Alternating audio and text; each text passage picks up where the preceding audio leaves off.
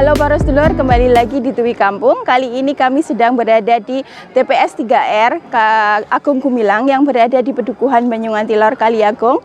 Di sini sedang ada sosialisasi pengadaan tanah tol, yaitu untuk tanah tol Jogja Solo, yang dimana untuk Kulon Progo khususnya Kaliagung dan Donomulyo sedang diadakan sosialisasi oleh Dinas Tata Ruang Daerah Istimewa Yogyakarta bersama Kementerian PUPR. Untuk lebih lanjutnya, mari kita ikuti kegiatan sosialisasi hari ini. Jadi harapan kami nanti dalam pertemuan ini bisa dilaksanakan dengan baik, lancar, terus kepenasaran panjenengan bisa terjawab semuanya. Dan karena ada mungkin yang nanti terdampak tapi kebetulan kelewatan dari diundang. Oke, ada yang tidak terdampak ning malah diundang. Kihonten. Jadi tentunya nanti bisa dijelaskan dari tim. Dan nanti pada kesempatan ini nanti yang menyampaikan informasi ini dari Dinas Petarung nih Pak Lukman, atau Pak Aris. Terus nanti dari Kanwil BPN Bu Eliana, yang dari BUJT PT BPK. Oh dari BPK. Jadi harapan kami nanti apa yang disampaikan Bapak Ibu semua, Bapak Ibu untuk bisa kepenasaran panjenengan bisa terurai. Jadi terima kasih dan tolong untuk kesempatan ini pahami betul, ibaratnya gatek tenan apa yang disampaikan dari tim sosialisasi ini. Jangan sampai nanti informasi yang diberikan itu A, sampai bawah jadi B O C. Maksudnya informasi itu kayak A, tekan ison, A, bukan dikembang-kembangin dewe. Wah, terus makanya ketemu jari. Wah, ini mah repot malih. Tapi prinsipnya ini program pembangunan jalan tol ini program nasional dalam rangka untuk peningkatan perekonomian kita dan sebagainya. Nanti akan disampaikan oleh Pak Lukman dan teman-teman tim sosialisasi ini. Ibu Bapak sekalian, kami yang ada di depan ini dari barisannya Pak Lurah Donomulyo sampai Pak Lurah Kaliagung, ini semuanya adalah anggota dari tim persiapan pengadaan tanah. Tim persiapan pengadaan tanah ini dibentuk oleh Bapak Gubernur DIY melalui surat keputusan nomor 123 garis miring tim garis miring 2022. Lama itu ya Bapak, tapi anggota timnya yang hadir di sini hanya sebagian karena memang banyak aparat di desa dan Kapanewon yang menjadi bagian karena ini lokasinya hanya 2 kelurahan, maka yang hadir mungkin tidak sebanyak kalau anggota tim persiapan hadir semua. Ibu Bapak semua, untuk sosialisasi pada hari ini yang merupakan menjadi materi dari kami, dari wakil dari tim persiapan. Ini yang pertama adalah untuk pengadaan tanah bagi pembangunan untuk kepentingan umum ini sudah ada aturan yang mendasari. Yang pertama adalah Undang-Undang Nomor 2 Tahun 2012. Kemudian sudah ada tambahan aturan, yaitu dengan diundangkannya Undang-Undang Nomor 11 Tahun 2020 tentang Cipta Kerja. Kemudian untuk peraturan yang lebih mendetail itu adalah peraturan pemerintah nomor 19 tahun 2021. Jadi di dalam aturan tersebut untuk pengadaan tanah ini dilakukan dalam 4 tahapnya. Tadi sudah disebutkan sebenarnya oleh Pak Panewo Sentolo. Yang pertama adalah tahap perencanaan. Ini tahap perencanaan belum sampai bersinggungan dengan ibu bapak. Ini masih di antara instansi yang membutuhkan tanah dengan kepala wilayah dalam hal ini, karena ini dilakukan di daerah istimewa Yogyakarta sebagai provinsi, maka antara organisasi yang membutuhkan tanah adalah Kementerian PUPR dengan Bapak Gubernur DIY sebagai aparat yang berwenang menerbitkan izin penetapan lokasi. Di situ dalam tahap perencanaan dari Kementerian PUPR sudah menyampaikan suatu dokumen untuk menjadi dasar dikeluarkan IPL nanti. Nah, dokumen tersebut adalah dokumen perencanaan pengadaan tanah. Di dalam dokumen perencanaan pengadaan tanah yang sudah disampaikan kepada Bapak Gubernur DIY tersebut,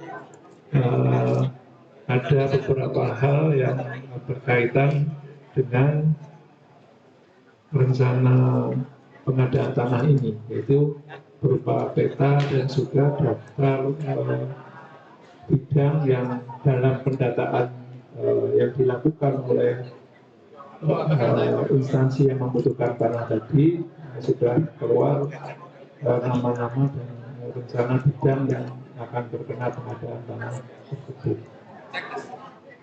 Selain itu, di situ juga dilampirkan yang namanya konfirmasi kesesuaian pemanfaatan ruang dari Kementerian Agraria dan Tata Ruang. Jadi KKPR ini menjadi bagian dari dokumen yang telah disampaikan. Ini merupakan salah satu persyaratan yang di dalam undang-undang harus dipenuhi. Ini untuk pengadaan tanah ini harus dilakukan sesuai dengan rencana tata ruang. Jadi di dalam dokumen yang disampaikan sudah ada KKPR, berarti sudah sesuai dengan rencana tata ruang. Kemudian di dalam persyaratan undang-undang dan peraturan pemerintah untuk pengadaan tanah yang dilakukan instansi ini harus merupakan program yang merupakan prioritas dari pemerintah. Jadi aturan mungkin bisa dari pemerintah pusat, bisa pemerintah daerah, baik dari provinsi maupun kabupaten. Karena dalam hal ini yang mengajukan adalah Kementerian PUPR, berarti adalah kementerian merupakan instansi pusat. Nah, ini juga disyaratkan bahwa sudah menjadi rencana di dalam rencana strategis atau program pembangunan yang ada di kementerian ataupun di pemerintah Republik Indonesia. Nah, di dalam dokumen perencanaan pengadaan tanah yang disampaikan kepada Pak Gubernur ini sudah ada lampiran peraturan presiden yang menyebutkan bahwa pembangunan jalan tol Solo Yogyakarta sampai Kulon Progo itu adalah merupakan program strategis nasional. Jadi untuk pembangunan jalan tol ini sudah merupakan program prioritas dari pemerintah sesuai dengan aturan di dalam undang-undang ataupun di dalam PP.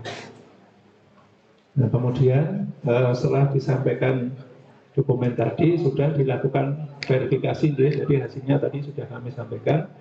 Ada 2 hal yang sudah sesuai dengan aturan, kemudian juga ada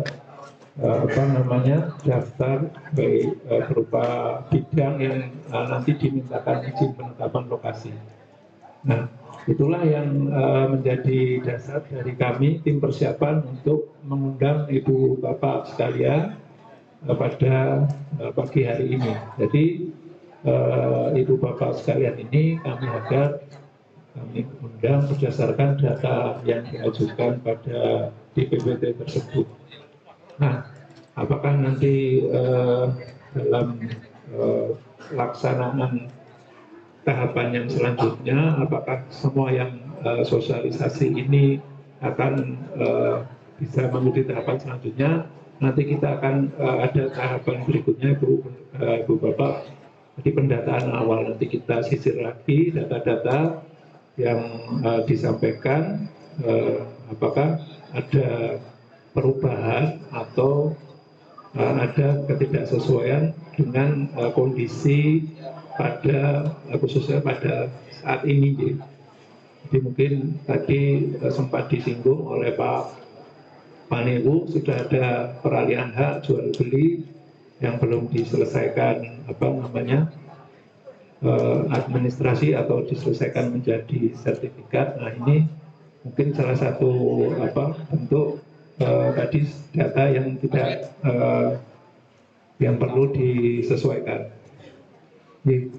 Kemudian dalam tahap perencanaan ini sudah selesai ya, jadi tahapnya antara PU sudah mengirim kepada Pak Gubernur. Nah, sekarang yang sekarang kita lalui saat ini adalah berada di tahap persiapan. Tahap persiapan, dan sekarang baru pada proses yang pertama, pemberitahuan sosialisasi. Jadi ini baru pemberitahuan sosialisasi, akan ada rencana pengadaan tanah.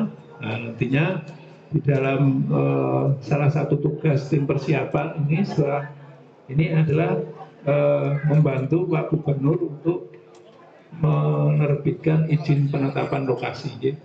Jadi yang di bawah di tahap persiapan, yang poin tahap proses keempat, penetapan lokasi pembangunan, ini adalah tugas dari tim persiapan yang dibentuk Pak Gubernur tadi.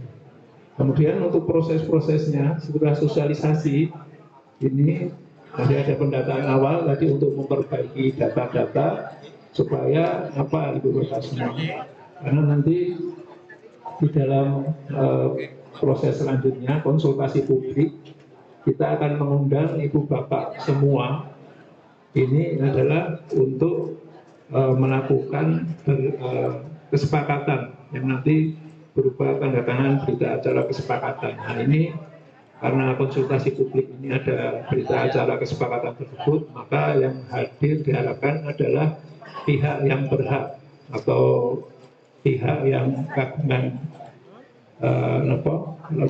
siti ini pun ya. Nah, ini di dalam konsultasi publik, makanya nanti kita masih perlu pendataan awal supaya benar-benar yang kita ajukan di dalam konsultasi publik adalah yang pihak yang berhak. Nah, kemudian konsultasi publik ini akan kita lakukan kurang lebih 30 hari, mungkin paling cepat dari pelaksanaan sosialisasi, karena kita masih perlu melakukan pendataan awal. Nah, di dalam konsultasi publik ini nanti kita akan melakukan diskusi langsung antara pihak yang berhak dengan anggota tim persiapan. Nanti satu orang dari tim persiapan akan berhadapan langsung dengan satu orang pihak yang berhak. Jadi nanti waktu diundang itu nanti mudah-mudahan nanti tim persiapannya yang hadir lebih banyak. Jadi mungkin nanti bisa langsung 15 atau 20 pemilik tanah atau pihak yang berhak nanti langsung bertemu dan kemudian melakukan konsultasi publik. Nah, dalam konsultasi publik ini kami harapkan nanti Ibu Bapak dapat menyepakati ya, kita dengan melalui penandatanganan berita acara kesepakatan. Jadi berita acara kesepakatannya adalah untuk pihak yang berhak merelakan atau mempersilakan tanahnya untuk pengadaan tanah bagi kepentingan umum, utamanya jalan tol Yogyakarta Kulon Progo ini. Jadi itu di dalam konsultasi publik yang perlu diketahui oleh Bapak semua. Nah, karena konsultasi publik ini adalah penandatanganan kesepakatan, nah untuk benar-benar membuktikan secara hukum bahwa yang mengikuti konsultasi publik adalah pihak yang berhak, nanti kami harapkan Ibu Bapak yang diundang pada waktu konsultasi publik dapat membawa bukti-bukti yuridis baik untuk kepemilikan ataupun kependudukan. Jadi dibawa fotokopi sertifikat bagi mungkin yang sudah berupa sertifikat. Kalau belum berupa sertifikat, masih misalnya letter C, mohon nanti bantuan Pak Lurah untuk bisa diberikan kutipan letter C-nya, Pak, kalau memang masih ada yang letter C. Nah, kemudian yang bukti kependudukan, kartu keluarga, dan KTP. Nah, kami harapkan nanti yang hadir pada waktu konsultasi publik sudah membawa dokumen-dokumen tersebut. Nah, apabila pihak yang berhak tidak bisa hadir secara langsung dalam konsultasi publik, kami juga menyediakan format surat kuasa nanti siapa yang mewakili pihak yang berhak untuk menandatangani berita acara kesepakatan, termasuk di dalamnya nanti kalau Nyon Sewu yang tertera di dalam bukti kepemilikan haknya itu sudah meninggal. Nah ini mungkin agak beda, yang rawuh nanti setidaknya adalah kuasa ahli waris. Jadi nanti ada surat keterangan ahli waris, nanti di situ ahli waris yang ada menunjuk kuasanya. Jadi salah satu dari ahli waris yang akan menandatangani berita acara kesepakatan ini bagi pemilik yang mungkin sudah meninggal, jadi menjadi warisan. Itu ya. Itu untuk pelaksanaan konsultasi publik lagi. Kemudian di dalam paparan di depan ini Bapak sekalian, konsultasi publik itu bisa diulang. Jadi bisa dilakukan kembali. Nah, tapi saya berharap mudah-mudahan nanti konsultasi publik rencana pembangunan ini hanya perlu dilakukan satu kali saja, tidak perlu ada konsultasi publik ulang. Kenapa begitu? Karena konsultasi publik ulang ini menurut aturan ini diadakan apabila dalam konsultasi publik yang pertama ada masyarakat yang belum mau menandatangani kesepakatan tadi. Dan nanti konsultasi publik ulang ini akan dilakukan dengan mengundang masyarakat yang belum mau menandatangani berita acara kesepakatan pada konsultasi publik yang pertama tadi. Jadi makanya kami harapkan kita tidak ada konsultasi publik ulang dan semua dapat sepakat untuk penandatangan berita acara pada konsultasi publik yang pertama. Nah, kemudian apabila konsultasi publik ulang tersebut tidak belum bisa ada kesepakatan dari pihak yang berhak, maka nanti akan diminta untuk melakukan surat keberatan terhadap rencana pengadaan tanah ini. Yang menjadi surat tersebut harus tertulis Bapak, karena akan menjadi bagian dari laporan kepada Bapak Gubernur bahwa karena ada sebagian masyarakat yang belum sepakat, maka Bapak Gubernur menindaklanjuti laporan tersebut akan membentuk tim kajian keberatan. Tim kajian keberatan nanti akan mengkaji berdasarkan usulan atau keberatan yang diajukan oleh masyarakat. Apakah keberatan masyarakat tersebut dapat diterima? Apabila diterima, berarti konsekuensinya IPL tidak akan terbit. Tapi kalau keberatannya tidak diterima, berarti Bapak Gubernur tetap menerbitkan IPL. Yaitu yang prosesnya seperti itu ya di dalam aturan yang ada. Kemudian apabila memang tidak ada apa ini kasusnya, contohnya kalau memang ada menikah yang tidak sepakat, ini merupakan hak ibu bapak semua untuk mungkin tidak sepakat. Nah, tapi untuk yang belum saya sampaikan ini tadi, untuk kajian keberatan yang dilakukan oleh tim ini, keberatan yang diterima menjadi dasar untuk penolakan IPL ini hanya terhadap dua hal itu Bapak semua. Dua hal ini adalah yang pertama, untuk perencanaan pengadaan tanah ini tidak sesuai dengan rencana tata ruang. Kemudian yang kedua, rencana pengadaan tanah ini untuk pembangunan yang bukan merupakan rencana prioritas dari pemerintah. Jadi itu keberatan yang bisa disampaikan oleh Ibu Bapak untuk menjadi dasar tim keberatan menolak bisa meneruskan bahwa IPL tidak perlu diterbitkan. Tapi sudah saya sampaikan di awal tadi Ibu Bapak semua bahwa di dalam dokumen perencanaan pengadaan tanah, di situ sudah ada dokumen KKPR yang menyatakan bahwa rencana pengadaan tanah ini sudah sesuai dengan rencana tata ruang. Jadi untuk alasan pertama, keberatan yang dapat diterima ini sudah tidak ada, itu sudah gugur. Nah, kemudian yang alasan kedua yang tidak menjadi prioritas pembangunan ini sudah juga disampaikan di dalam dokumen tersebut, bahwa ini di dalam peraturan presiden sudah disebutkan ini adalah program strategis nasional. Jadi sudah merupakan program prioritas dari pemerintah Republik Indonesia. Jadi demikian Ibu Bapak, kalau memang Ibu Bapak ini akan mengajukan keberatan dengan dua alasan yang diperbolehkan di dalam aturan baik Undang-Undang 2 maupun PP 19, ini sudah tidak bisa dilakukan.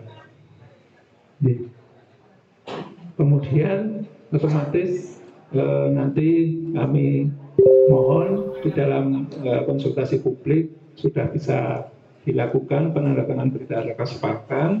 Kemudian berita acara kesepakatan tersebut dengan dokumen-dokumen pendukungnya akan kami jadikan bahan untuk lapor kepada Pak Gubernur bahwa telah terjadi kesepakatan baik di Kali Agung dan di Donomulyo dan seluruh wilayah yang sudah dilakukan konsultasi publik, utamanya untuk diajukan menjadi izin penetapan lokasi.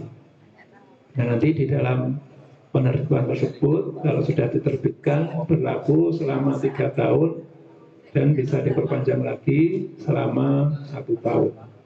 Nah, nanti IPL ini akan diserahkan oleh Pak Gubernur kepada instansi yang membutuhkan tanah, dalam hal ini Kementerian PUPR.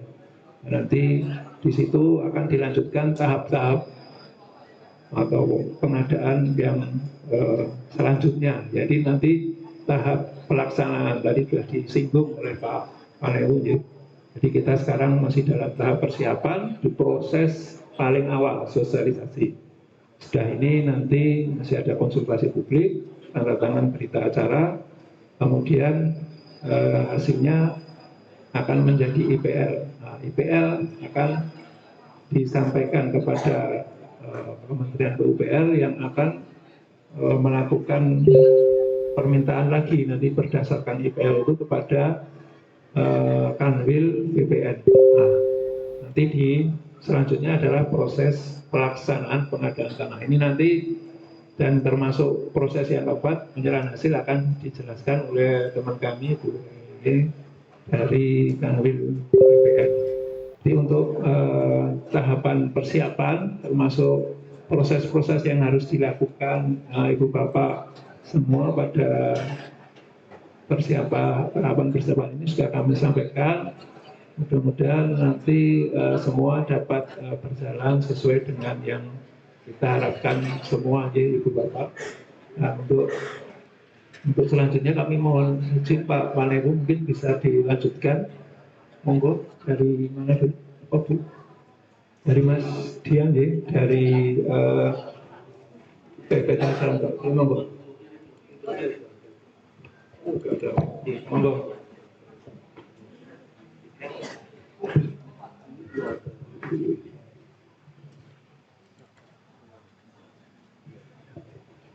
Terima kasih Pak Lukman. Assalamualaikum warahmatullahi wabarakatuh. Kami hormati Ibu, Pak Lurah, Pak Lukman, dan seluruh tim persiapan pengadaan tanah yang hadir dari PT JMM, dan terutama bagi Bapak Ibu calon terdampak yang tanahnya nantinya akan kami beli dari negara, yang tentunya melalui proses-proses, dan yang pertama kali memang harus diawali dengan proses sosialisasi ini seperti yang tadi sudah dijelaskan baik dari Pak Panebu, baik dari Pak Lukman dari Dispertaru. Sudah dijelaskan bahwa tahapan pengadaan tanah itu memang ada 4, dari perencanaan, persiapan, pelaksanaan, dan penyerahan hasil. Dan kita sekarang ada di tahap kedua, yaitu tahap persiapan yang dimulai dengan sosialisasi ini. Nah, sosialisasi ini adalah proses yang sangat-sangat pertama yang kita lakukan, yang nantinya output atau akhir dari proses persiapan itu adalah izin penetapan lokasi yang dikeluarkan oleh Bapak Gubernur Daerah Istimewa Yogyakarta, yang IPL ini merupakan nyawa dari proses pengadaan tanah. Jadi kalau IPL-nya nggak ada, berarti proses tahap pelaksanaan yang berikutnya itu tidak bisa dilanjutkan. Jadi IPL ini memang sangat penting sekali, maka dari itu proses tahapan persiapan ini adalah tahapan yang menurut saya sangat penting. Kami sebenarnya dari baik dari PUPR ataupun dari PUJT, ya, dari Jogja Solo Marga Makmur itu sangat-sangat support atau mendukung kegiatan ini, karena kami berdua ini adalah yang nantinya memastikan atau mensupport kegiatan konstruksi ini bisa berlangsung.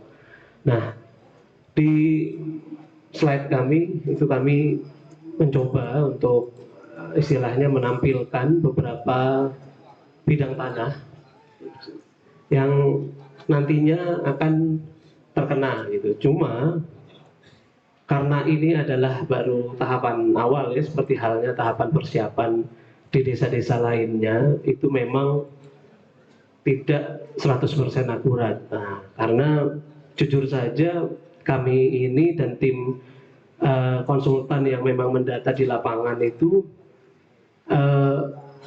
bukan dari BPN. Mungkin kalau BPN itu punya datanya lebih detail. Jadi seperti tadi di awal oleh Pak Panewu disebutkan ada yang terkena tapi belum diundang gitu ya, malah justru ada yang tidak terkena kok diundang. Nah, justru karena inilah sosialisasi ini sebetulnya. Nanti kalau kita temukan ada temuan-temuan apa, itu menjadi masukan bagi kita untuk proses setelah ini, yaitu proses konsultasi publik. Nah, kami berharap di proses konsultasi publik nanti warga yang terkena itu sudah 100% akurat gitu ya, paling tidak 99,9% akurat lah.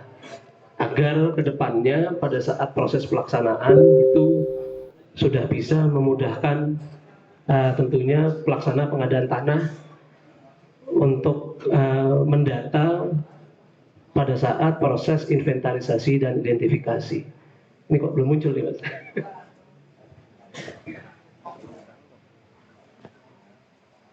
Jadi perlu diketahui Bu, Bapak sekalian, bahwa proyek tol Solo Yogyakarta Kulon Progo ini merupakan proyek yang terintegrasi dengan proyek tol lainnya, yaitu proyek tol Yogyakarta Bawen.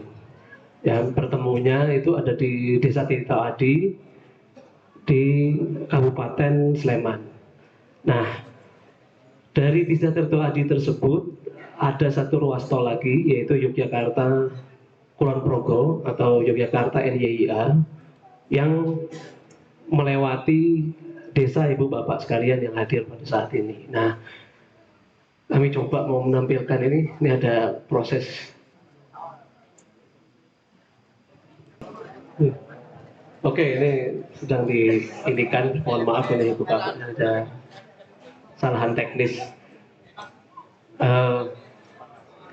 Karena dari kami itu sebetulnya kepentingan kami itu hanya menunjukkan peta agar masyarakat itu dan warga sekalian itu memang benar-benar mengetahui mana saja bidang yang terkena. Nah, kalau untuk proses-proses pengadaan tanah, saya kira tadi sudah dijelaskan oleh Bapak Lukman dan juga sudah disinggung secara singkat oleh Pak Camat, Pak Panewu ya.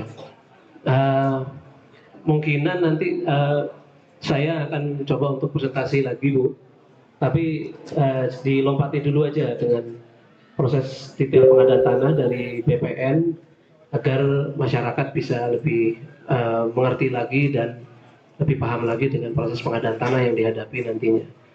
Jadi sementara untuk presentasi kami masih menunggu, insya Allah nanti setelah ini akan kami presentasikan kembali setelah peta bisa dimunculkan. Saya kira itu. Assalamualaikum warahmatullahi wabarakatuh.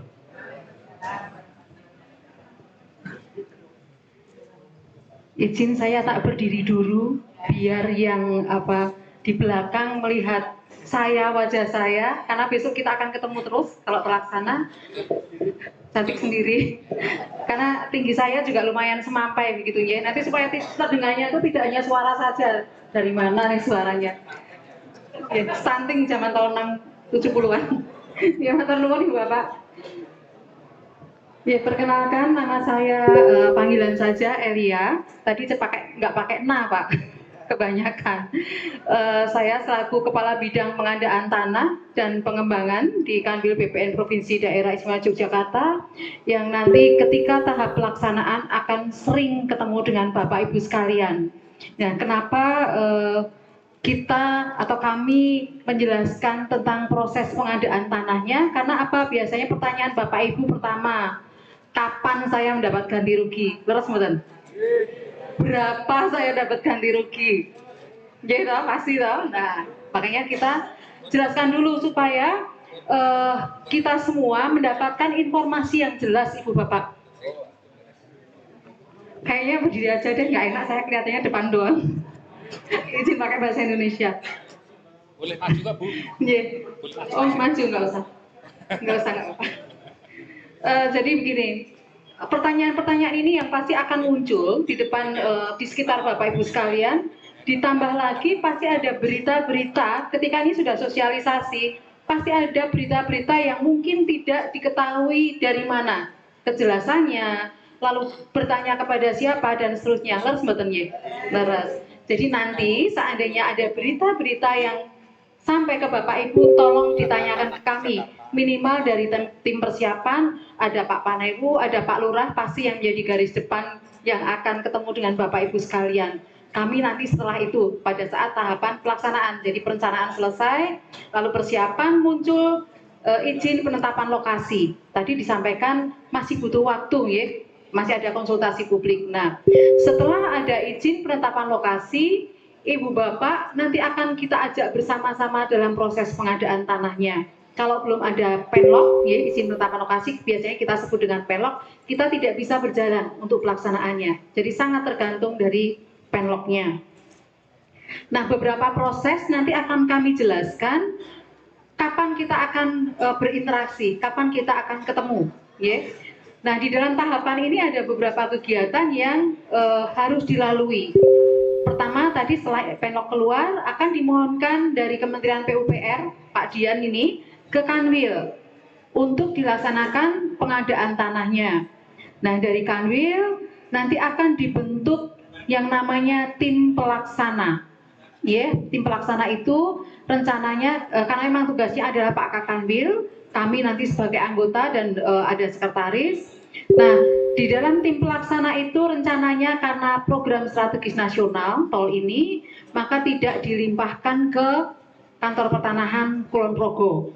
Jadi langsung, tetapi anggotanya nanti terdiri dari semua unsur baik di provinsi maupun di kantor pertanahan Kulon Progo, termasuk dari instansi yang terkait di Kulon Progo. Nah, setelah pelaksana dibentuk, lalu tim pelaksana akan ketua pelaksana akan menunjuk Satgas A, Satuan Tugas A, dan Satuan Tugas B yang bekerja pada tahapan inventarisasi dan identifikasi. Jadi data-data pada saat sosialisasi, data-data pada konsultasi publik dipastikan pada saat identifikasi dan inventarisasi. Tadi disampaikan belum tentu juga loh yang sosialisasi ini tanahnya terkena, jangan-jangan cuma nyerempet setengah meter, bisa jadi karena tergantung dari trase yang ada di penlok.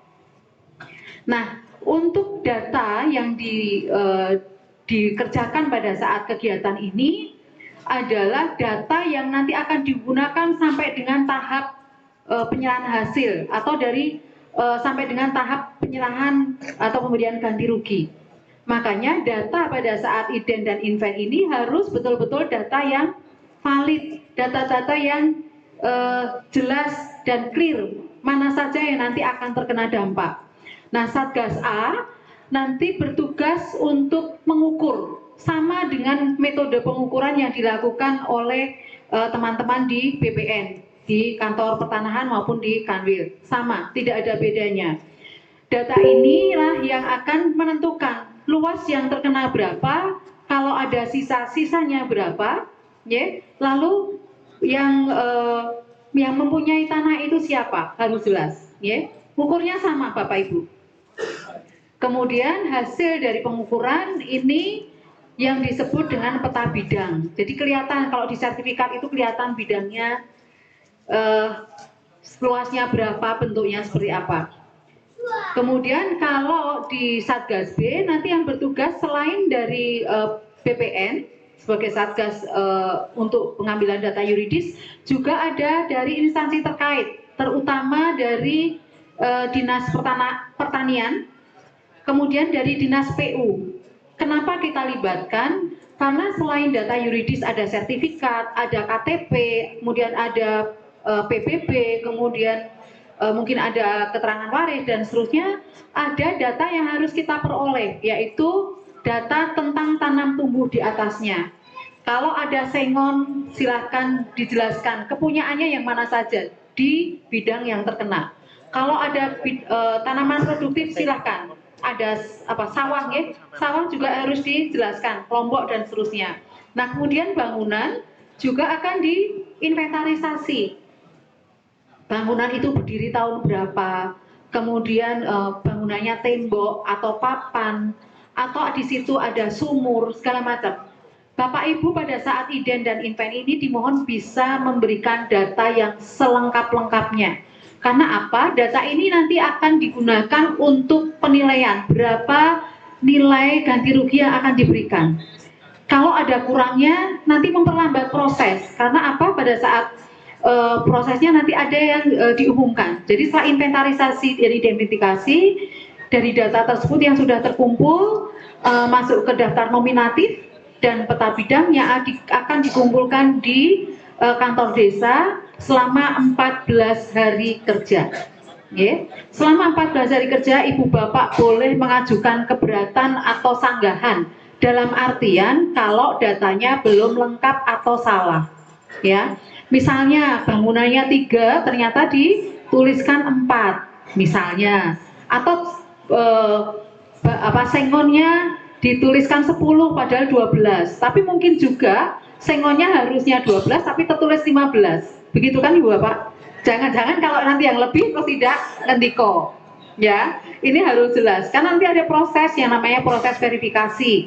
Kalau ada kesalahan dari keberatan Bapak Ibu akan diverifikasi, tim kami akan turun lagi semua. Nah, anggota dari Satgas A itu adalah petugas ukur, baik dari BPN maupun dari surveyor yang diizinkan mempunyai lisensi. Kemudian juga dari Pak Kadus dan Bu Kadus. Ada yang hadir di sini? Wonten nggih. Nanti menjadi Satgas A. Tetapi selain menjadi Satgas A, tugasnya juga membantu untuk memproses pemberkasannya. Termasuk nanti Pak Panewu, Pak Lurah, kalau ada surat keterangan waris, misalnya yang kagungan sudah sedo, pasti ada surat keterangan waris yang harus diketahui oleh Pak Lurah dan Pak Panewu. Jelas nggih? Jadi semua masuk ini, semua menjadi anggota Satgas A dan Satgas B. Tapi Pak Lurah dan Pak Panewu bukan sebagai Satgas, Pak, tetap pelaksana, Pak. Tugasnya tadi karena keterangan waris itu berbeda, ya, sesuai dengan PP 24. Seperti itu. Nah, setelah tadi sudah ident inven, lalu ada proses pengumuman. Kami harapkan nanti Pak Kadus dan Bu Kadus atau Pak Lurah bisa membantu supaya pengumuman itu bisa tersampaikan dengan cepat, karena waktunya hanya 14 hari dan verifikasi harus kita lakukan. Nah, kemudian Ibu Bapak, setelah verifikasi datanya kan sudah clear and clean nih, baru dilakukan yang namanya appraisal atau penilaian tanah yang berkaitan dengan berapa ganti rugi yang akan diberikan oleh pemerintah. Tim appraisal ini sama sekali tidak bisa kami campuri, kami intervensi, dan kami buat supaya direko-reko, nggak bisa. Karena tim ini mempunyai SOP tersendiri atau standar sendiri, dan dia bertanggung jawab terhadap profesinya. Kalau boleh cerita, ketika ada di penilaian yang salah, Ibu Bapak, tim penilai ini bahkan masuk ke rumah yang khusus tahanan. Karena apa? Cara penilaiannya salah, bisa jadi masuk. Jadi sama sekali kami tidak akan bisa memengaruhi, kita semua tidak akan bisa memengaruhi. Nah, kemudian setelah appraisal, di dalam appraisal ini juga nanti kalau ada data yang berbeda, tadi saya sampaikan, mungkin pas pada saat pengumuman Bapak Ibu yang kelebihan tadi tidak disampaikan ke kami. Tetapi appraisal akan menilai lagi, ngecek lagi, betul nggak angkanya itu sama atau tidak. Nah, setelah appraisal selesai, baru nilai ini, karena ini nilainya tunggal dan bersifat final, yang dinilai adalah bidang tanahnya, lalu ada komponen tanamannya, kemudian ada komponen bangunan. Kalau ada tempat usaha, silahkan disampaikan juga, karena itu termasuk dalam hitungan penilai. Ada yang namanya solasium, karena Bapak Ibu secara memang harus meninggalkan tempatnya, karena dipakai untuk kepentingan umum, itu ada yang namanya solasium, lalu ada masa tunggu, kemudian ada nilai-nilai non-fisik lain yang nanti akan masuk ke situ. Nah, bagaimana Bapak Ibu akan menanyakan uang ganti rugi saya ketemunya kok bisa sekian, nanti pada saat musyawarah. Yang dimusyawarahkan nanti bukan nilainya, kecuali ada salah, masih ada salah hitung, masih bisa, tetapi ketika nilai ini sudah sesuai dengan standar, cara penghitungannya sudah benar, Bapak Ibu hanya bisa memusyawarahkan bentuk ganti kerugiannya. Bentuk ganti kerugian ada beberapa. Yang satu ada berupa uang, bisa tanah pengganti, bisa dipindahkan atau relokasi, atau bentuk lain yang ini tidak diberikan karena yang punya gawe itu Kementerian PUPR. Jadi hanya 3 itu yang kita bisa opsikan. Nah, di dalam musyawarah ini boleh mengajukan keberatan lagi. Nah, bagusnya undang-undang yang sekarang itu sangat menghargai hak-hak Bapak Ibu ketika menyampaikan aspirasinya atau transparasinya. Jadi setelah pas musyawarah, Bapak Ibu boleh mengajukan keberatan, tapi mengajukan keberatannya tidak ke kami. Keberatannya disampaikan ke pengadilan negeri setempat. Kalau Kulon Progo berarti ke pengadilan negeri Kulon Progo. Kewates, Kewates.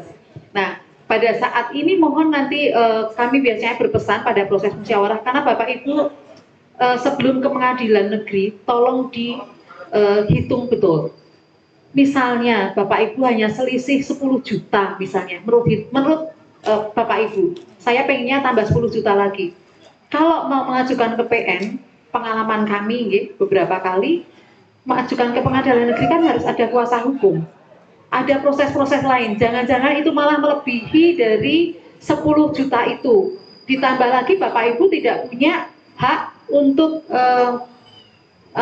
pajak, pengurangan pajak tidak bisa. Jadi ganti rugi ini nanti tidak terkena pajak Ibu Bapak. Semua masuk ke rekening dan tidak ada potongan sama sekali termasuk angka rupiah terakhir. Misalnya 100.000 satu, yaitu 100.000 satu.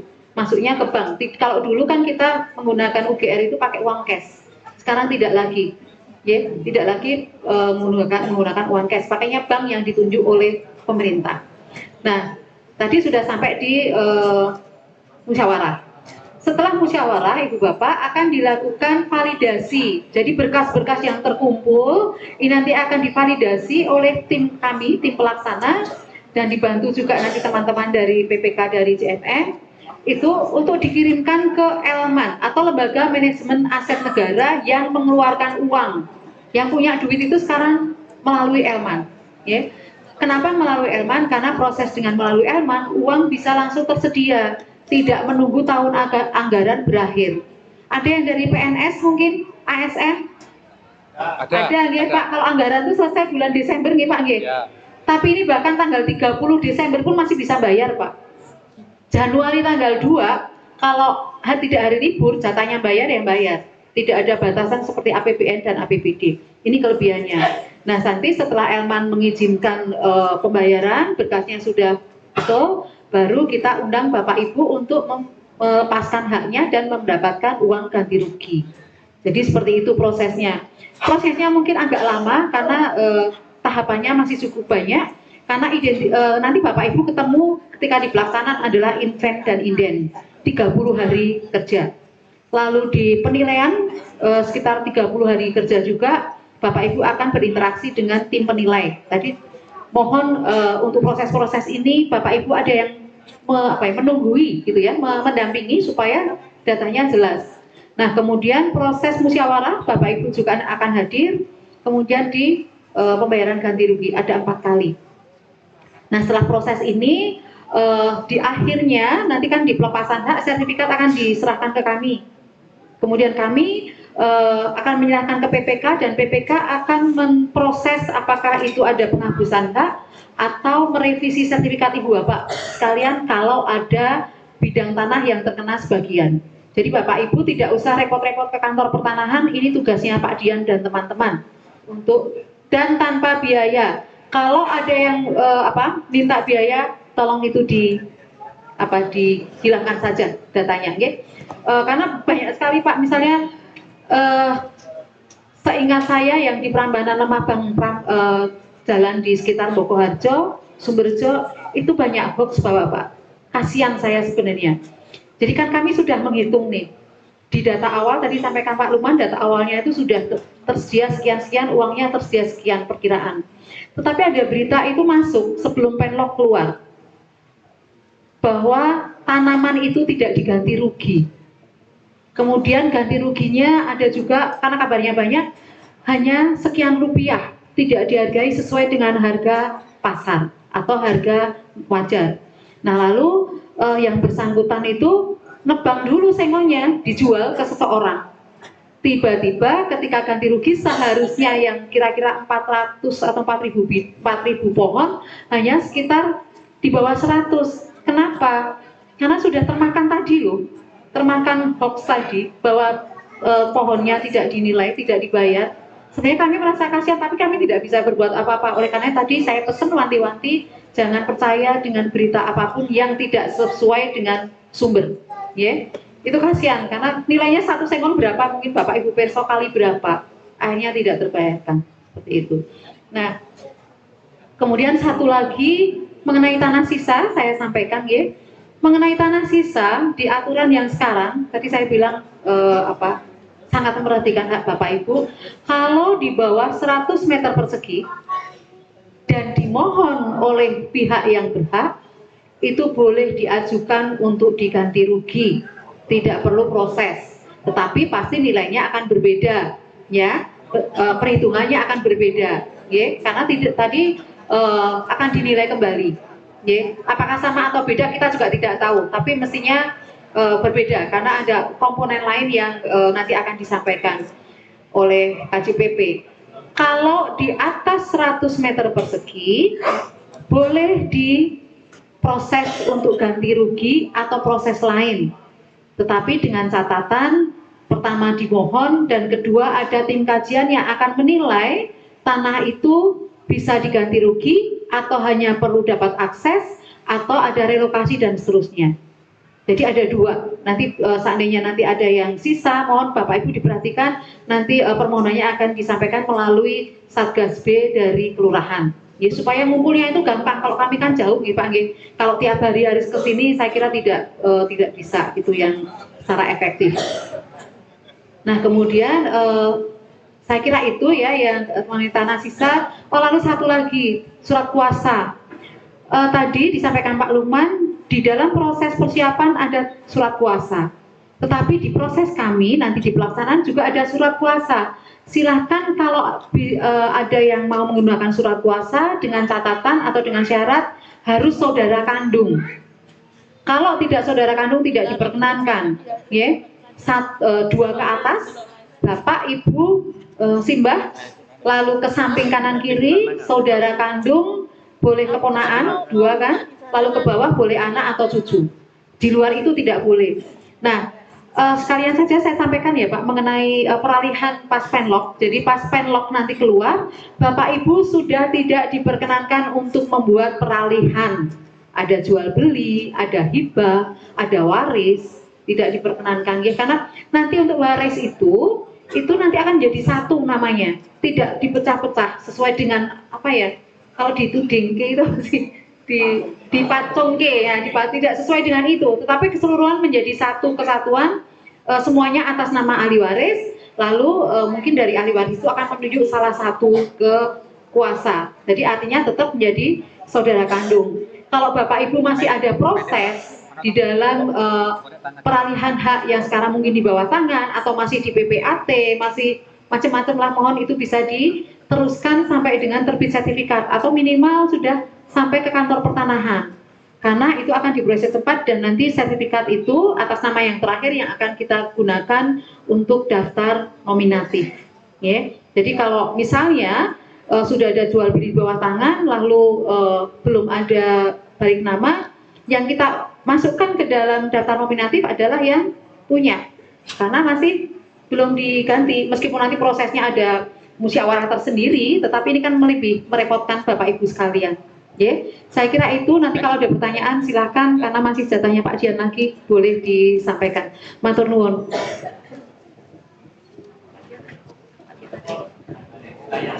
Baik, terima kasih Bu Elia, saya kira cukup jelas. Lalu tadi saya ada hal yang tertunda, coba Mas ditampilkan Mas, kita tampilkan random, kayaknya nggak kelihatan ya.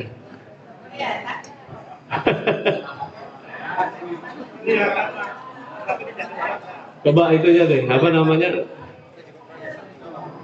fokusnya digelapkan. Oh, ada cahaya ya berarti. Pada intinya begini Bapak Ibu, kalau memang nanti ada yang ingin melihat ya, coba ini saya ini dulu deh, coba dari Desa Donomulyo, ini nomor daftar nomornya itu bidang nomor 23, Pak Harman Harjo Utomo, ada ya Pak ya? Ya, datang langsung kayaknya udah. Karena saya mau membuktikan bahwa beliau itu memang benar-benar ada di situ gitu, dan tanahnya itu memang terkena gitu ya. Nah, kalau mungkin ada beberapa warga itu yang bertanya-tanya, mungkin ada beberapa bidang itu yang nggak terkena dan yang terkena tapi kok nggak diundang gitu. Nah, mungkin tadi saya bilang di awal bahwa ya karena ini memang masih prosesnya sosialisasi dan akan berlanjut di konsultasi publik, kami nanti meminta pada Bapak Lurah dan Pak Camat dan seluruh perangkat-perangkat desa agar nama-nama tersebut bisa disertakan sehingga pada saat konsultasi publik sudah bisa diundang semua. Nah, kenapa kok masih ada yang belum diundang? Karena mohon maaf kami yang memang di PU dan juga di Jasa Marga Jogja Solo Marga Makmur ini memang bank datanya itu tidak sekomplit di BPN gitu ya.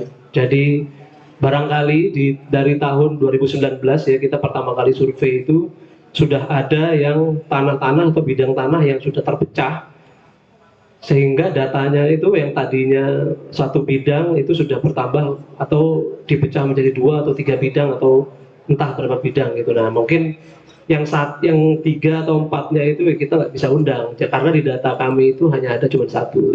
Nah saya berharapnya nanti di konsultasi publik itu mereka-mereka yang sudah ada pemecahan, sudah ada pelimpahan atau peralihan hak sebelumnya selama dari tahun 2019 sampai tahun 2022 ini kita sudah bisa undang kembali, sehingga di konsultasi publik itu kami sudah bisa meminta persetujuannya untuk tanahnya dikenai untuk tol. Saya kira itu saja ya dari kalau misalnya dari masyarakat ada yang mau melihat petanya nanti bisa ke mas-mas yang ada di depan. Jadi kalau penasaran itu bisa lebih detail lagi, karena yang kami tampilkan di sini ternyata juga nggak terlalu jelas karena memang cahayanya sangat terang gitu. Saya kira itu dari kami, kurang lebihnya kami mohon maaf. Assalamualaikum warahmatullahi wabarakatuh. Warahmatullahi wabarakatuh. Matur nuwun Pak Lukman, Pak Dian dan Bu Elia. Bertambahna atas informasinya. Sekarang untuk waktunya langsung mawon ya Pak Darman. Ya, langsung. Jadi mungkin Bapak Ibu semua sudah mireng sedoyo informasi saking Pak Lukman, Pak Dian dan Bu Elia terkait dengan apa-apa saja tadi. Ya, tentunya nopo sing jadi ganjelin panjenengan kepengin nyuwun pirsa, silahkan. Untuk pertama kami jatah 3 termin dulu, 3 penanya dulu untuk termin pertama. Satu lagi, mana ada enggak? Monggo Pak Darman dengan menyebutkan nama dan alamat Pak. Nama Sinten Pak? Agung Aribowo, Aribowo. Kalibenten. Kalibenten, Ingin menanyakan kepada tim pengadaan pembebasan lahan apabila sudah terjadi perpasaran atas tanah saya. Jadi Nyusul Pak, mic-nya didekatkan Pak. untuk kepastian buat kami adalah mengenai satu, apakah ada biaya yang harus kami keluarkan menjadi kewajiban kami setelah kami mendapatkan proses ganti rugi. Pertama itu. Kedua, mengenai pajak, apakah kami seperti biasanya kalau ada jual beli kami akan dikenakan pajak, apakah ada PPh atau yang lainnya yang akan kami tanggung. Mohon penjelasan yang lebih rinci, detail buat kami. Mungkin buat warga juga mungkin bisa turut membantu. Untuk sementara itu aja dulu. Terima kasih. Matur nuwun Pak Agung. Yang kedua, Mas.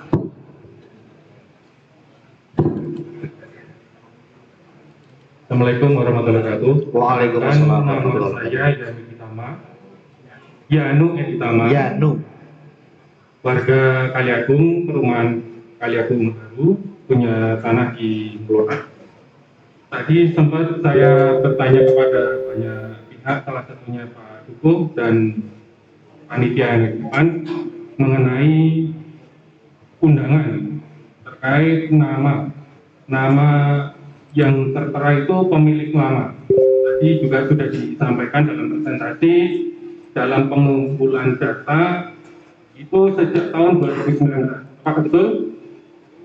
Dan di situ perlu saya sampaikan, saya beli tanah di Ngelota itu tahun 2017, bulan Mei.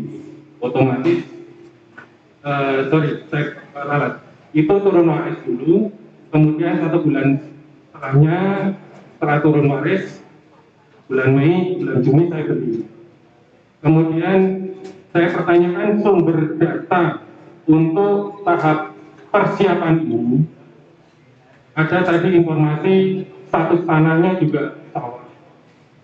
Sumber data itu mohon dijelaskan keakuratannya seperti apa, nanti terkait dengan kerapatan kesalahan bentuk bidang maupun luas tanah yang akan nanti disampaikan oleh minta penjelasan dari BPN juga.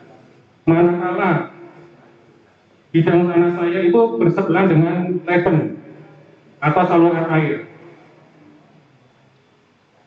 Di BPN ada asas kontradiktor delimitasi atau kesepakatan pemilikan tanah untuk menunjukkan tanda batas. Apakah atau kewajiban siapa untuk nanti waktu pendataan menghadirkan kepemilikan tanah-tanah yang bersebelahan? Karena ketika itu tidak dihadirkan dalam pendataan, otomatis potensi kerapatan kesalahan bentuk bidang maupun luasannya akan muncul. Bahkan mengidentifikasi subjek orang yang di awal tadi saya sampaikan mengenai nama, juga ada kesan 2019 itu tidak valid, tidak update.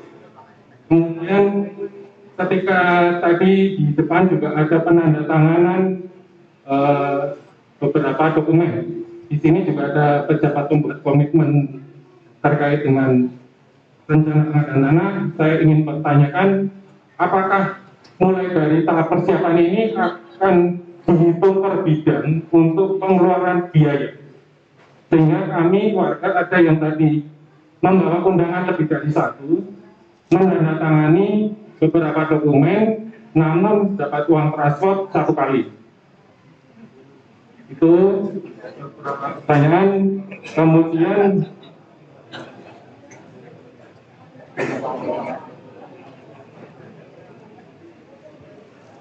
terkait identifikasi tanam tumbuh di lokasi juga tentu banyak tanaman istilahnya jenisnya. Nah, itu mohon penjelasan juga, apakah ukuran untuk pohon tahunan tukulan istilahnya bibit itu akan didata juga. Sementara itu dulu pertanyaan dari saya.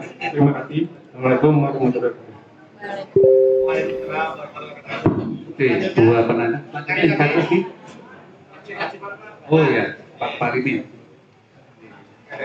Oke, Pak. Terima kasih waktu yang diberikan kepada saya. Assalamualaikum warahmatullahi wabarakatuh. Saya nama Parimin, warga sebenarnya Bangun Tirto, tapi ini mewakili adik saya di Kaliagung. Dan saya informasikan bahwa saya kemarin juga ikut sosialisasi di Bangun Tirto, kita ikut. Namun masih ada ganjalan yang ingin saya sampaikan kepada Bapak dan Ibu. Pertama, mengenai tanah sisa, karena saya kebetulan mewakili adik juga di pinggir, tempat saya di sana juga di pinggir. Jadi seandainya dipotong, kami mohon untuk patok yang ada di tempat baru antara batas dengan sebelah dan batas dengan jalan itu mohon dikembalikan, mohon dibuatkan patok baru, terutama oleh Badan Pertanahan. Ini mengingat pernah saya terjadi di pelebaran jalan yang ada di sebelah sana, itu dipotong tanahnya tapi nggak diberi patok baru, jadi akhirnya dengan tetangga itu berselisih. Jadi itu yang pertama, itu saya mohon itu semua, bukan untuk saya sendiri tapi untuk semua yang pinggir kena potongan itu, mohon dari pertahanan menerbitkan patok baru di batas yang baru itu. Itu yang pertama. Untuk yang kedua, karena tadi disebutkan tumbuh-tumbuhan itu diganti dan itu, karena itu merupakan ganti rugi bukan dibeli, jadi kami mohon untuk semuanya saja, bukan untuk saya. Jadi pohon-pohon yang diganti rugi itu kan tetap milik yang punya sebelumnya, karena itu bukan dibeli dengan harga yang menurut besar kecilnya pohon kan, karena itu kan besar kecil pohon kan nilainya itu sama, pokoknya kan itu kan hanya ganti rugi untuk mematikannya. Jadi itu untuk bekahnya itu mohon diminta untuk yang punya sebelumnya, termasuk bangunan rumah apabila ada yang kena itu kan dibongkar juga itu ya, tapi dengan catatan yang bukan yang punya lah. Dan jadi untuk pembongkaran sama penebangan kami minta dari pihak pengembang, tapi itu kami sanggup untuk membuka sendiri dan untuk menebak sendiri, tapi dengan catatan itu karena hanya ganti rugi itu mohon itu tetap milik dari pemilik yang sebelumnya. Terima kasih. Assalamualaikum warahmatullahi wabarakatuh. Waalaikumsalam warahmatullahi wabarakatuh. Sementara 3 dulu nggih. Nanti yang lain ngampet riyen. Ini ada 3 penanya, Pak Agung dari Kalibenten, Pak Yanu dari Perumahan Kali Agung, dan Pak Parimin Bangun Cipto. Sing dereng puas wingi nggih, Pak. Nah, oke. Monggo kelihatan ini pertanyaannya arahnya ke BPN dan ke PPK nanti ini. Monggo. Dari Bu Elia dulu. Kalau ini saya duduk saja, kan sudah melihat saya dari tadi. Ya mudah-mudahan ini bisa menjawab pertanyaan Ibu Bapak. Ibu Bapak, di dalam proses pengadaan tanah ini, pihak yang terkena itu diusahakan sangat-sangat tidak mengeluarkan biaya. Ya. Jadi di aturannya tidak ada biaya yang dipungut oleh kami, oleh pemerintah, karena prosesnya sudah jelas. Ya. Prosesnya sudah jelas, secara transparan, daftarnya seperti apa, luasnya yang terkena berapa. Nah, tadi disampaikan yang pertama dari Pak Agung, biaya-biaya yang ada itu kami terkena enggak? Tadi saya sampaikan bahwa untuk revisi sertifikat itu menjadi tanggung jawabnya Pak Dian selaku PPK-nya. Tidak ada biaya sama sekali, ya. Jadi kalau sertifikat yang sisa sudah diserahkan ke kami dan kami pada saat penyerahan hasil kami serahkan ke Pak Dian dan timnya yang akan melakukan revisi di kantor pertanahan. Namun Ibu Bapak tentunya harus bersabar karena kan yang terkena sisa itu kan banyak, tidak hanya di desa ini saja. Pasti akan prosesnya akan bareng gitu. Jumlahnya tidak sedikit Pak. Yang di Jogja sampai berapa? 6.000 bidang ya. Yang sampai Kulon Progo, Jogja Kulon Progo. Jadi bisa dibayangkan nanti yang terkena sisa itu pasti lumayan banyak. Ya, tapi Bapak Ibu nunggu saja. Yang penting ketika nanti pada saat pelepasan hak, Bapak Ibu akan diberikan bukti sertifikat itu sudah diserahkan, ya, supaya nanti gampang melacaknya ini posisinya di mana. Nah, kemudian saya sampaikan nilai ganti rugi yang nanti akan diberikan ke Bapak atau Ibu itu tidak dipungut pajak, ya, dan mendapatkan insentif dari pajak. Karena itu saya mengatakan tadi nilainya tidak dipotong sama sekali, bahkan sampai dengan nilai yang terkecil, rupiah terkecil. Makanya memakai rekening. Resikonya akan lebih kecil ketika masuk rekening, Bapak Ibu bisa dilacak ini, uang ini masuknya kemana, punya siapa, bahkan nanti Bapak Ibu tolong difoto ketika menerima uang ganti rugi, karena jelas siapa yang menerima. Jangan-jangan nanti ada Bapak yang terima, lalu istrinya beda ya fotonya, seperti itu cara pernyataan yang lain. Nah ini sekalian saya sampaikan, untuk Bapak Ibu yang tanahnya itu berasal dari Gonogini, pasangannya harus tahu bahwa tanahnya itu dijadikan objek pengadaan tanah dengan surat pernyataan. Karena apa? Kejadian salah satu pasangan yang mendapatkan uang kemudian tidak tahu entah kemana, pasangannya nggak tahu, seperti itu. Jangan-jangan jadi 1, 2, 3, 4 gitu ya.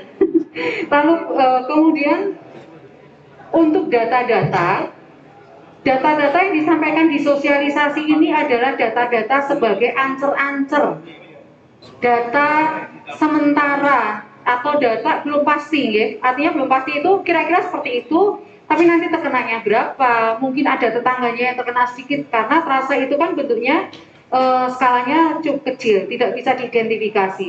Nah, justru identifikasi dan inventarisasi itulah yang akan memastikan bidang atau bangunan atau tanaman yang nanti akan terkena.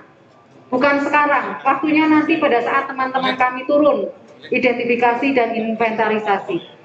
Lalu ketika pada saat pendataan tentunya Bapak Ibu diusahakan ada yang mendampingi. Kalau ada yang mendampingi, misalnya Bapak Ibu tidak bisa sendiri, Bapak Ibu bisa titip pesan ke siapa yang bisa dipercaya, supaya memastikan ini loh yang terkena trase ini, kan sudah nanti akan dipasang tuh trasenya sama teman-teman dari JMM, dari BPK, trasenya kan akan dipasang patok. Nah, masing-masing bidang itu menjadi tanggung jawab untuk patoknya yang di luar trase misalnya, itu menjadi tanggung jawabnya Bapak Ibu sekalian, karena kami tidak kalau dari aturannya sebetulnya kan pemeliharaan, perawatan dan seterusnya untuk patok itu kan menjadi tanggung jawabnya warga. Kami tidak ada biaya Bapak dan karena memang aturannya menjadi tanggung jawab pemilik, bukan kami. Kalau tanggung jawabnya di kami, anggaran pasti ada di kami, seperti itu. Nah kemudian yang tetangga bersebelahan nanti akan dibantu mungkin Pak Kadus ya untuk mendatangkan. Justru karena ada sosialisasi ini nanti kan sekitarnya itu bisa tahu mana yang terkena, mana yang tidak. Nah untuk yang terkena dihitung adalah berdasarkan bidang per bidang. Kalau Bapak Ibu ada 3 bidang yang punya 1 ya nanti ganti ruginya ya tetap 3 bidang, tidak 1. Ya hitungannya bidang per bidang. Tanaman dan bangunan juga yang ada terkena di bidang tersebut. Ya. Kalau misalnya di situ ada bangunan kepunyaannya orang lain, nanti bisa dipisah datanya. Tetapi pasti dengan surat pernyataan karena kami tidak tahu kan bangunan itu punya siapa, atau mungkin biasanya kalau warisan itu tanah sitine kagungane simbah lalu bangunannya punya cucu misalnya seperti itu. Itu nanti bisa dipisah. Makanya harus dijelaskan secara pasti bangunan, tanaman lalu tanam tumbuhnya. Nah nanti tanam tumbuh itu tadi saya sampaikan ya kalau nggak salah ada dari tim dinas pertanian. Kalau saya orang BPN saya tidak bisa Pak karena SOP-nya di dinas pertanian pasti akan dihitung nek jati kuwi umurnya berapa lalu lingkarnya berapa, kalau sawah itu setahun berapa kali, itu sudah ada SOP-nya. Makanya tim yang dari dinas terkait itu akan dilibatkan di sini. Nah termasuk bangunan itu dari PU nanti yang akan menghitung. Kalau kami tidak mampu Pak, karena ilmunya tidak sampai, kami tidak punya lisensi itu. Lisensi kami adalah untuk mengumpulkan data yuridis dan data fisiknya, ukurannya, kadastralnya. Nah kemudian data-data itu kan kita pakai untuk bayarnya ganti rugi. Di komponen ganti rugi itu termasuk bangunan, termasuk tanaman, termasuk bidang tanahnya. Jadi 3 unsur itu yang akan dibayar. Artinya sebetulnya ketika dibayarkan ganti rugi, uangnya itu ya sudah termasuk untuk bangunan, untuk tanaman, untuk bidang tanahnya. Seharusnya itu sudah menjadi tidak milik Bapak Ibu sekalian karena sudah menjadi komponen yang akan dibayar. Nah nanti kalau ada kebijakan lain, monggo, ini dari Pak Dian nih, urusannya tidak di saya, urusannya tidak di BPN. Monggo, tapi secara prinsip uang ganti rugi itu adalah untuk komponen-komponen tadi, termasuk komponen yang fisik, non fisik, termasuk usaha, termasuk kalau ada bangunan yang misalnya sumur dan seterusnya itu masuk ke situ. Mungkin akan lebih jelas ya Bapak Ibu. Untuk tanah sisa ini pertanyaannya apa ya? Lupa. Oh yang patok, ya. Saya kira sudah jelas ya Pak, ya. Seperti itu. Matur nuwun. Tadian monggo.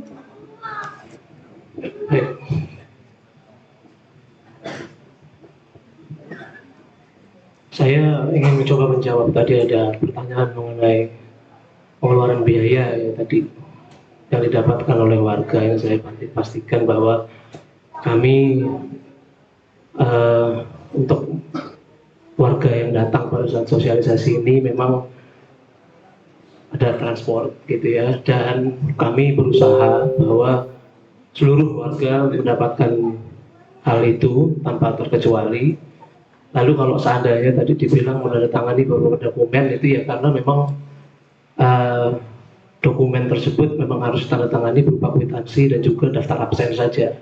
Kalau dari kami seperti itu. Jadi jika ada kecurigaan bahwa ada dokumen-dokumen kami ingin menggelembungkan dana dan lain sebagainya, itu saya pastikan nggak ada lah. Kami nggak ada lah seperti itu. Jadi ya kami pastikan di sini ya karena saya tahu ini nanti arahnya kemana gitu ya. Kita nggak ada sama sekali kecurigaan, sama niatan ke arah situ tuh nggak ada. Jika memang nanti misalnya di ruangan ini ada satu saja warga gitu yang mempunyai nanti bidangnya yang mungkin belum mendapatkan transport seperti yang lainnya, monggo silakan ke depan langsung.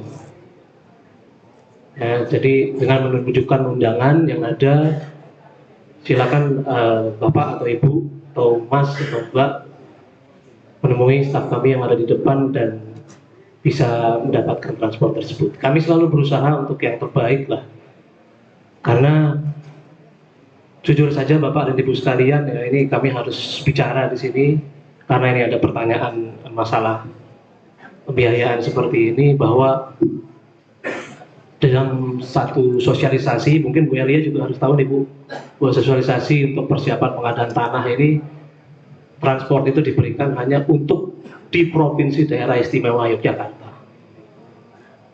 Jadi kami juga sudah pernah mengalami proses persiapan pengadaan tanah di Jawa Tengah, di Jawa Timur, tapi memang secara khusus diberikan untuk di Provinsi Daerah Istimewa Yogyakarta, dan kami bisa mempertanggungjawabkan itu. Nah, jadi kalau Bapak dan Ibu sekalian di depan sana diminta untuk menandatangani, itu hanya untuk absen dan kwitansi saja. Jadi saya berharap nggak ada kecurigaan, nggak ada saya berharapnya ya, karena memang dari kami juga berusaha untuk yang terbaik.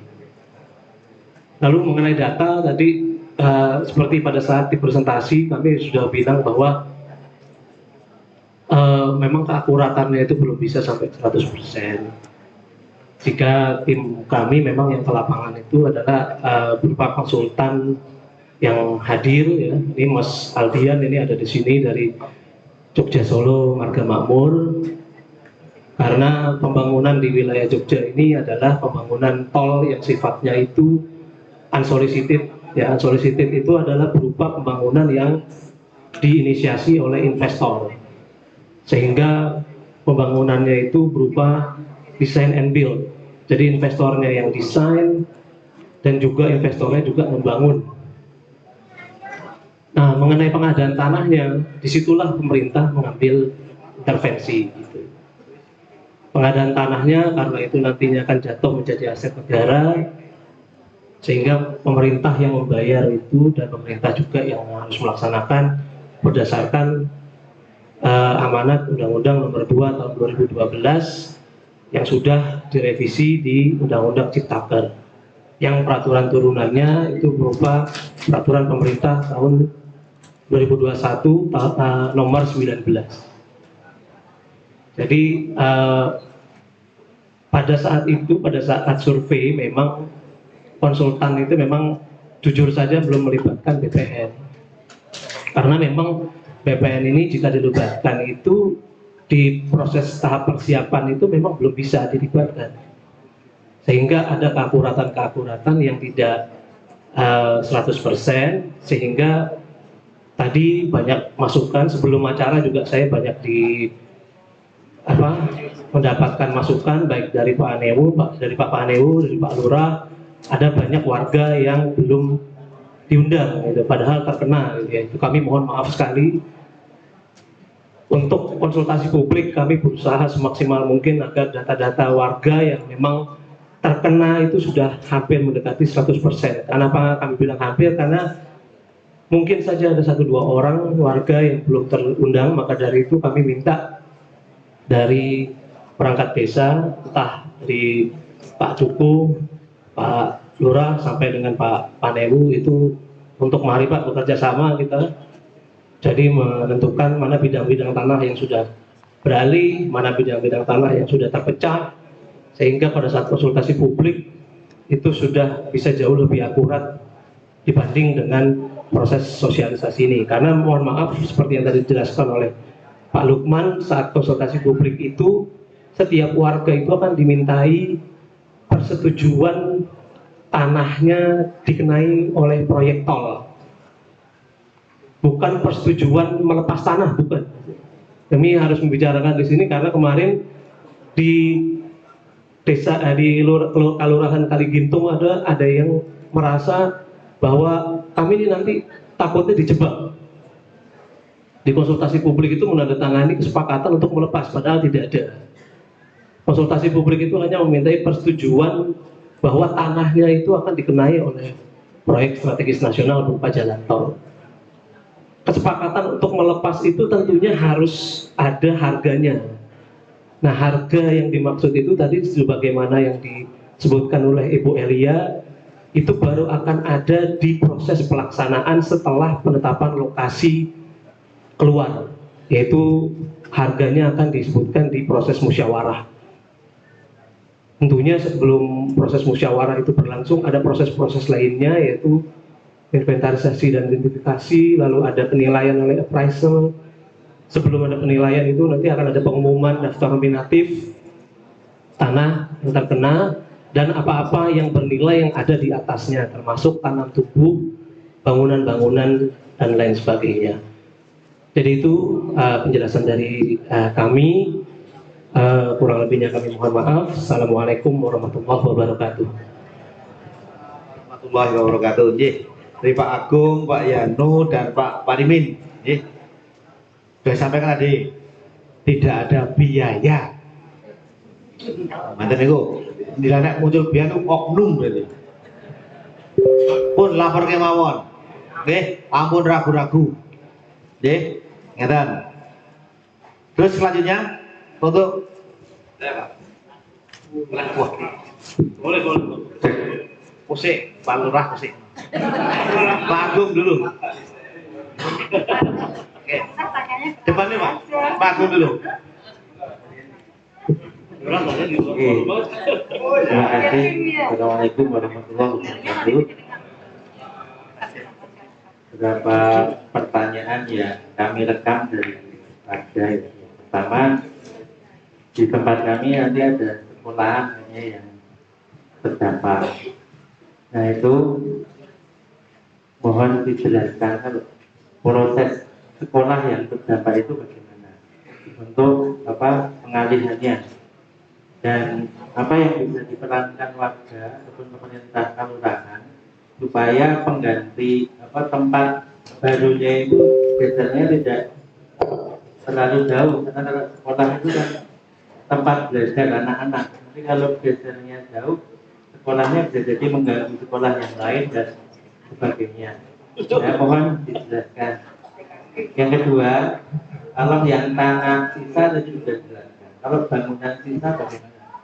Misalnya ada rumah yang hanya kena separuh, kalau 1/5 atau hanya 1/10, hanya kena emperannya saja. Itu terus bagaimana? Itu bangunannya. Kalau tanahnya itu sudah dijelaskan. Kalau bangunannya bagaimana? Kemudian bagaimana nanti kita harus memprosesnya. Kemudian kami kemarin sama Pak Lurah melihat data itu, ternyata kami temukan masih banyak yang kemungkinan belum sesuai, tapi mungkin perlu dimusyawarahkan. Karena yang digambar di bidang namanya tidak ada, yang ada data namanya itu tanahnya bukan di gambar tersebut. Sehingga ketika yang diundang di sini itu nanti di tanahnya didedet-dedet itu tidak sesuai dengan gambar jalan tol, itu malah menyimpang sangat jauh. Nah, untuk pembetulan itu prosesnya bagaimana? Lalu warga harus melakukan apa kepada siapa? Nah, itu yang kami tanyakan. Kami belum jauh-jauh ke proses yang sana. Kami baru ke proses yang awal persiapan ini, itu saja. Lalu pertanyaan banyak yang ditanyakan pada kami juga, bagaimana dengan aliran air drainase dan irigasi, itu kan padatannya itu. Nanti kalau kepotong jalan tol, ini pripun, karena saya jadi tempat orang bertanya itu nggak bisa jawab. Nah, itu mengalirnya bagaimana? Apakah prosesnya sudah ada? Nah, saya kira sementara itu yang krusial ditanyakan. Saya yakin nanti dari bapak-bapak yang lain masih banyak yang mau menyampaikan. Terima kasih. Assalamualaikum warahmatullahi wabarakatuh. Waalaikumsalam.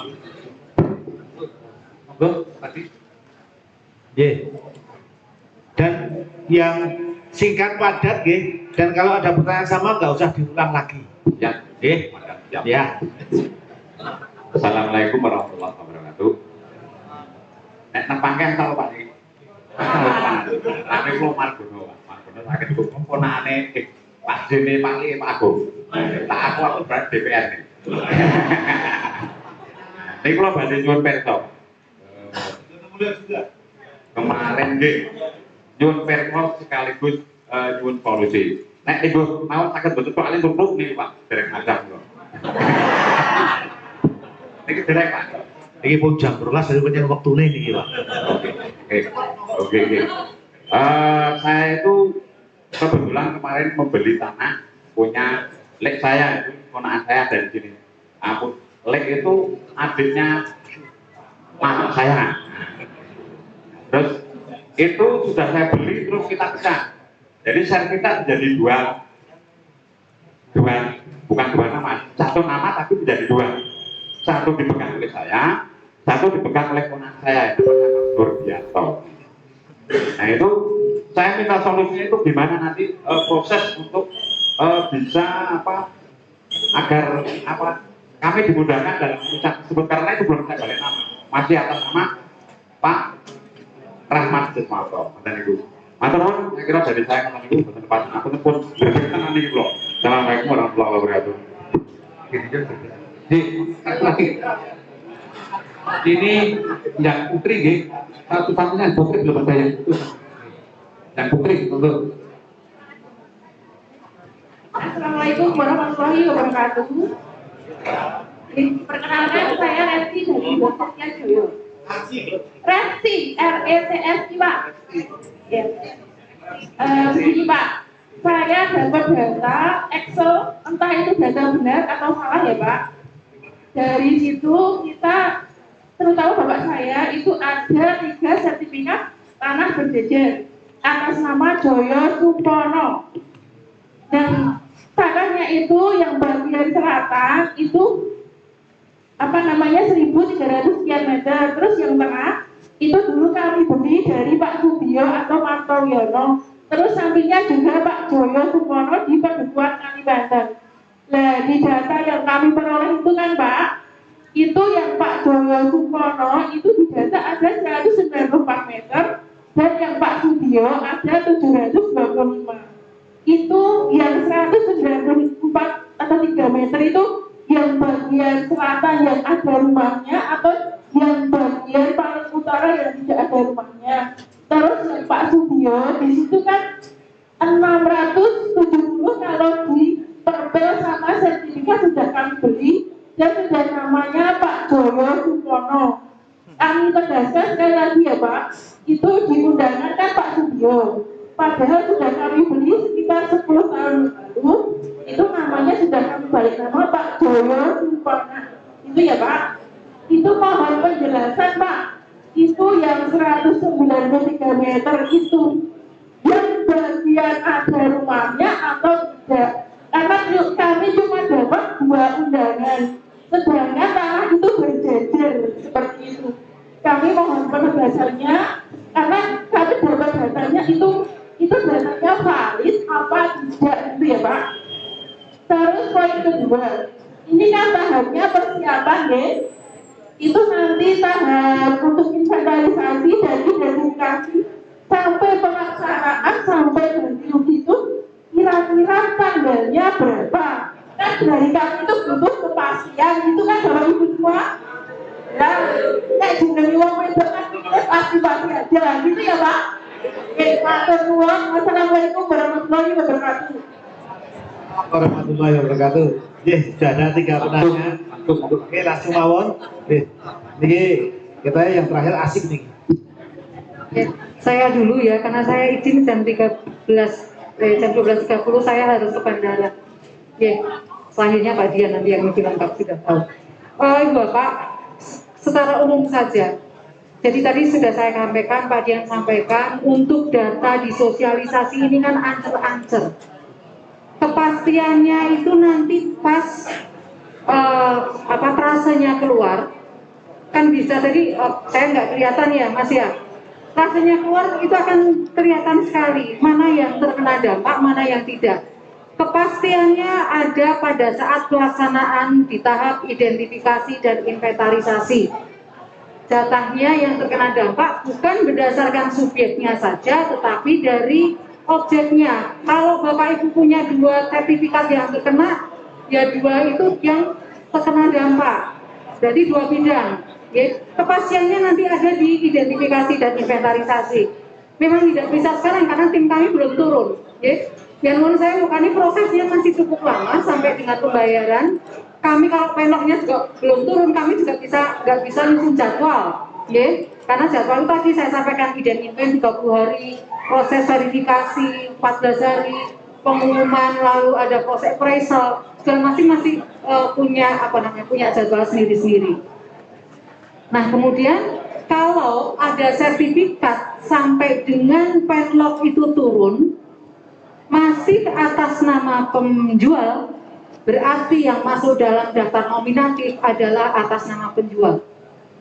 Karena objeknya dan subjeknya masih di sertifikat masih itu, atau di letter C-nya masih atas nama penjual. Makanya saya tadi minta kalau sudah ada proses jual beli belum selesai, silahkan diselesaikan sebelum penlog turun. Bapak Ibu, ini secara umum saja, karena ini pertanyaannya hampir sama semua. Lalu untuk sekolah, kemudian ada tanah wakaf atau masjid, kita berprosesnya beda dengan tanah-tanah yang dari perorangan.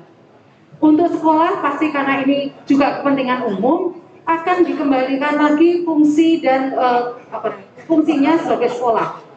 Nanti akan dibantu oleh pihak PPK dan BUJT. Proses pemindahannya dan seterusnya. Nah, yang perlu kita perhatikan adalah tanah sekolah itu asalnya dari mana? Dari TKD, dari tanah desa, atau tanah sudah bentuk yayasan. Ini perlakuannya khusus, tidak sama dengan perorangan, nanti kita bantu Pak.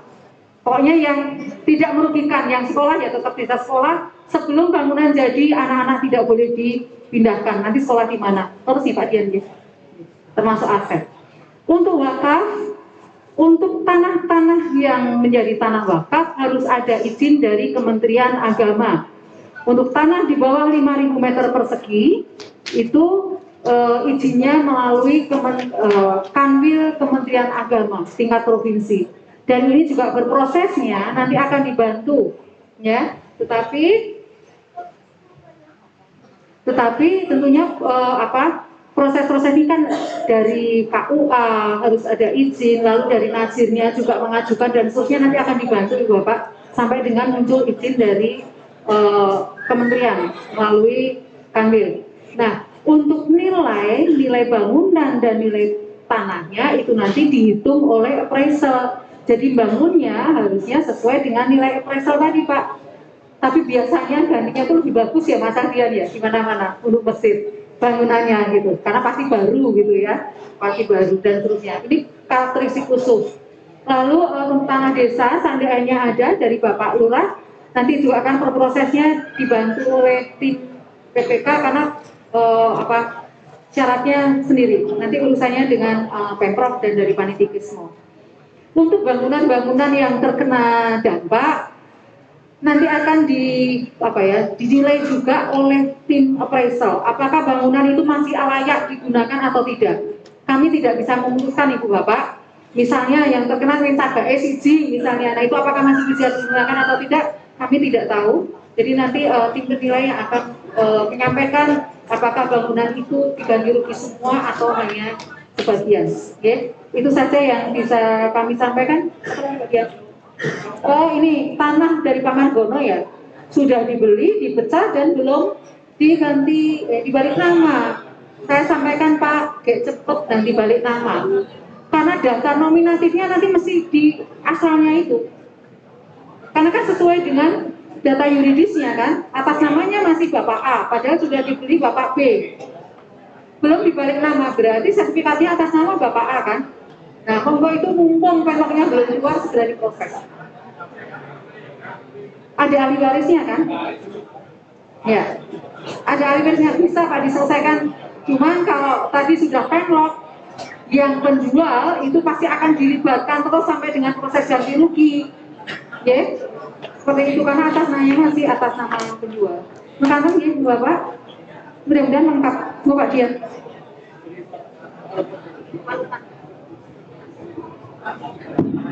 Jadi, aku pun ya mungkin berkaitan dengan data tadi.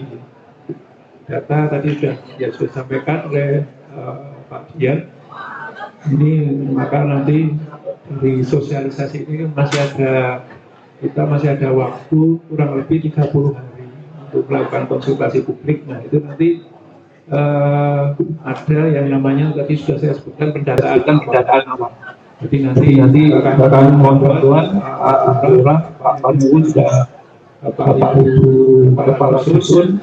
Nanti kita akan koordinasi dengan BUMD dan BPK supaya nanti benar-benar dalam waktu 30 hari itu belum konsultasi publik nanti benar-benar data tentang pihak yang berhak atau masyarakat yang terdampak untuk pengadaan tanah ini sudah bisa lebih dan bagus yang dan bisa selesai 100% sebelum konsultasi publik sehingga nanti pada waktu konsultasi publik ini yang hadir adalah benar-benar semua pihak yang berhak atau masyarakat terdampak. Jadi itu koreksi yang kurang lebih 30 hari itu nanti kita akan konsultasi dengan koordinasi dengan dari Pertuan Daerah untuk bagaimana supaya lebih valid begitu.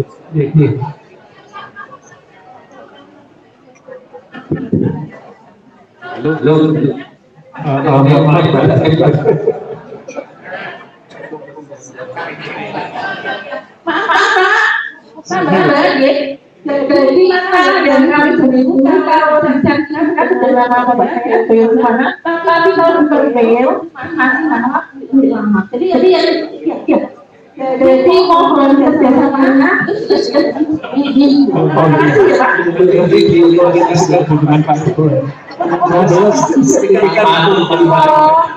Yang representasinya itu masih atas nama Bapak atas nama lama. Yang dipegang yang terakhir Bu, yang sertifikat. Jadi yang sertifikat kalau belum terbit sertifikat kita pakai LSC, kalau yang sudah sertifikat ya kita pakai sertifikat.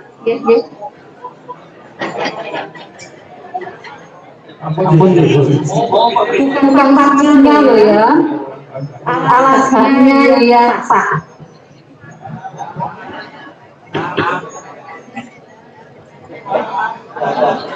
Cuma tambahkan tadi ada pertanyaan dari Pak Agung yang belum terjawab terkait dengan bagaimana kalau ada nanti jalan itu nabrak aliran air atau irigasi.